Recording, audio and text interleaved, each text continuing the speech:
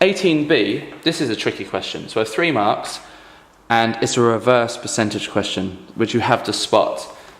So we've got an inflation problem, basically. So the cost of the train has increased by 12.5% to this much, but her pay has increased by 5% to this much, and we have to compare the amount of money to see if she's worse off or better off, or the same.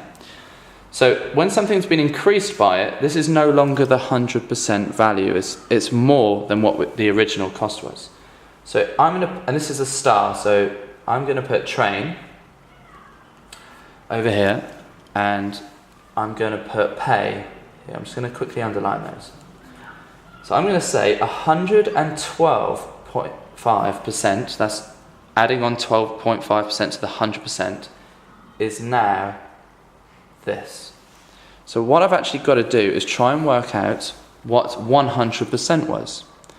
Now if I divide this by 112.5, that will work out what 1% is, because how many of those go into that 1? So obviously if I do it to one side, I must do it to the other. And with all reverse percentage problems, we always try to find what 1% is. So if I work out this, I'll get 1%. So 225 divided by 112.5. And that is 2. So my 100% would clearly be 200. So that's what it was before the increase. So this has had an increase of £25. So her travel costs has increased by £25. Let's do the same for pay to see if she's now worse off, better off, or no better off. So her pay is now 105%, and that's £535.50. So exactly the same way, I'm going to divide both of these by 105 to get 1%.